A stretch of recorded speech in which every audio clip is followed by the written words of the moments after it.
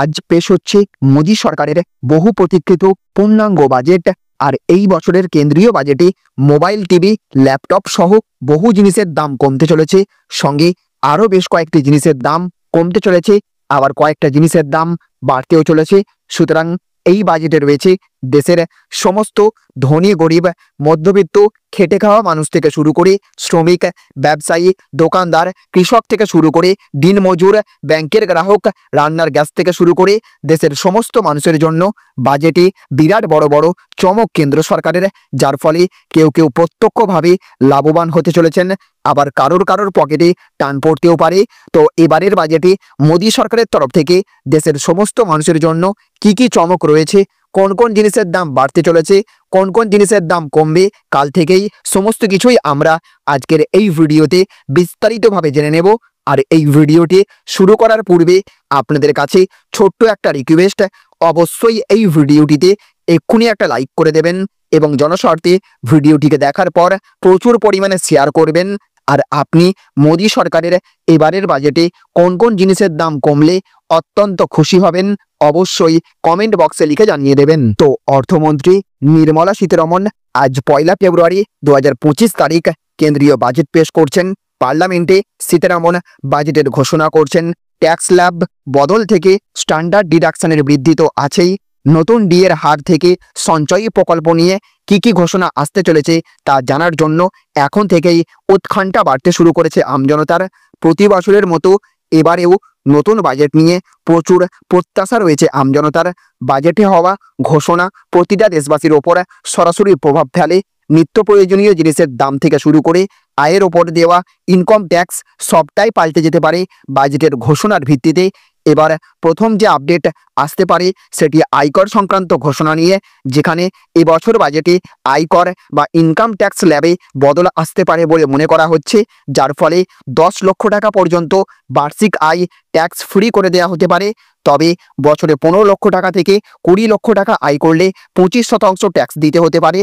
এখন বাস্তবে কোনটা হতে চলেছে সেটা আর কিছুক্ষণের মধ্যেই জানা যাবে। তারপরে রয়েছে পিএম কিষাণ যোজনা। বর্তমানে প্রধানমন্ত্রী কিষাণ যোজনার মাধ্যমে প্রতি বছর কৃষকদের 6,000 টাকা করে দেওয়া হয়।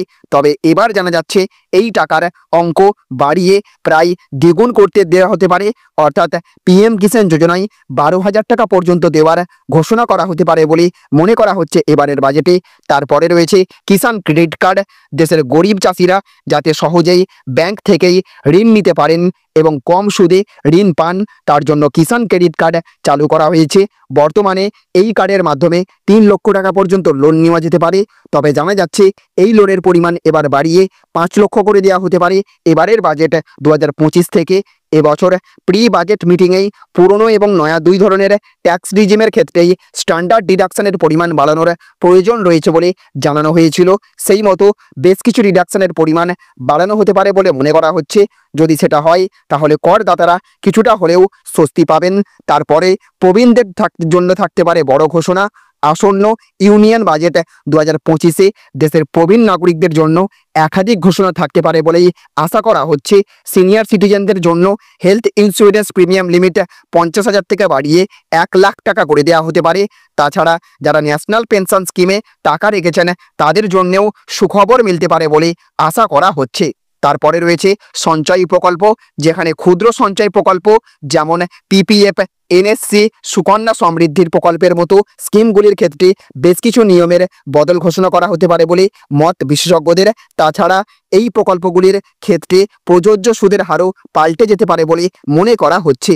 এরপরে রয়েছে লং টার্ম ক্যাপিটাল গেন, যেখানে বলা হয়েছে budget long term capital gain বা এলটিসিজি এর ওপর জারি হওয়া ট্যাক্সের হার বদল হতে পারে বলে মনে করা হচ্ছে। যদিও সেটা আদৌ হবে কিনা সেটা বাজেটে প্রকাশ্যে এলেই বুঝতে পারা যাবে।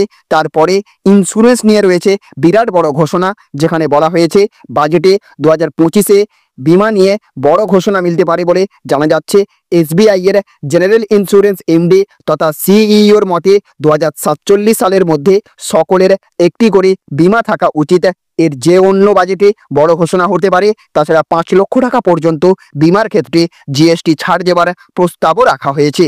তারপরে রয়েছে আবাস প্রকল্প, যেখানে বলা হয়েছে ইতিমধ্যেই দেশের বিভিন্ন রাজ্যে প্রধানমন্ত্রী আবাস যোজনার দৌলতে ঘর তৈরি করার কাজ চলছে। তবে এবার জানা যাচ্ছে 35 লক্ষ টাকা পর্যন্ত দামের ঘর বা ফ্ল্যাট কেনার জন্য সরকারের তরফ থেকে হোম লোনের ওপর সাবসিডি দেওয়া হবে। তবে এবার এটা আরও বাড়িয়ে 50 লক্ষ টাকার হোম লোনের ক্ষেত্রে লাগু করা হতে পারে এইবারের বাজেটে, এমনটাই খবর পাওয়া যাচ্ছে। তাহলে ফ্রেন্ডস, বুঝতে পারলেন, যেমন এই সমস্ত প্রকল্পের ভাতার পরিমাণ বৃদ্ধি করা হতে পারে এবারের বাজেটে, ঠিক তেমনি বেশ কয়েকটি পণ্যের দাম কমতে চলেছে এইবারের বাজেটে। পাশাপাশি দেশের কর ব্যবস্থা আরও সহজতর করার পরিকল্পনা নেওয়া হচ্ছে এইবারের বাজেটে। আর এই বাজেটে কাগজপত্রের ঝামেলা সবচেয়ে বেশি কমার সম্ভাবনা রয়েছে। অপরদিকে মনে করা হচ্ছে এবারের বাজেটে কর্মসংস্থানের ওপর সবচেয়ে বেশি জোর দেওয়া হবে। দেশের বিভিন্ন ক্ষেত্রে তহবিল বরাদ্দ করার পর স্টার্টআপের সহায়তা করা হতে পারে, আর সেখানে বিভিন্ন খাতে কর্মসংস্থান হবে। যারা মূলত চাকরি খুঁজছেন তাদের জন্য এই বাজেট কিছুটা আশানুরূপ ফল দেখাতে পারে। সুতরাং কৃষক থেকে শুরু করে দিনমজুর, খেটে খাওয়া শ্রমিক এবং দেশের প্রত্যেক নাগরিকের জন্য আয়কর ছাড়ের পাশাপাশি আরও বিভিন্ন ক্ষেত্রে বড় চমক রাখতে পারে কেন্দ্রের মোদী সরকার এইবারের বাজেটে। মহিলাদের জন্য তাদের হাতে সরাসরি আর্থিক অনুদান দেওয়ার মতো একাধিক জনমোহিনী প্রকল্প ঘোষণা হতে পারে কেন্দ্রের মোদী সরকারের এবারের বাজেটে। আমরা এই ভিডিওটি যখন তৈরি করছি ঠিক একই সময়ে অর্থমন্ত্রী নির্মলা সীতারমণ সংসদে বাজেট পেশ করছেন, তাই বাজেটের পূর্ণাঙ্গ লিস্ট এখনো পর্যন্ত আমাদের হাতে এসে পৌঁছায়নি। সুতরাং অবশ্যই আপনি আমাদের এই চ্যানেল কিংবা পেজে চোখ রাখুন। কিছুক্ষণের মধ্যেই আমরা কেন্দ্রীয় বাজেট 2025-এর পূর্ণাঙ্গ লিস্ট প্রকাশ করতে চলেছি আমাদের এই চ্যানেলে। আর ফ্রেন্ডস, আপনি কোন কোন ক্ষেত্রে জিনিসপত্রের দাম কমানো দরকার বলে আপনি মনে করে থাকেন, অবশ্যই আপনার মূল্যবান মতামত কমেন্ট বক্সে লিখে জানিয়ে দেবেন। তো ফ্রেন্ডস, এই ছিল আজকের কয়েকটি গুরুত্বপূর্ণ আপডেট।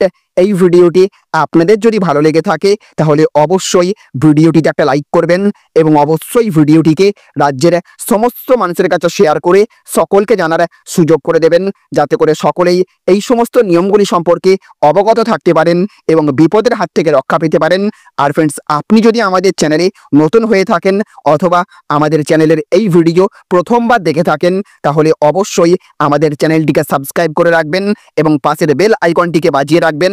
আপনি যদি ভিডিওটি ফেসবুক থেকে দেখে থাকেন তাহলে অবশ্যই আমাদের এই পেজটিকে ফলো করবেন এবং আমাদেরকে সাবস্ক্রাইব এবং ফলো করে রাখবেন। ভিডিওটিতে লাইক করবেন, জনস্বার্থে ভিডিওটিকে প্রচুর পরিমাণে শেয়ার করবেন। ভালো থাকবেন, সুস্থ থাকবেন।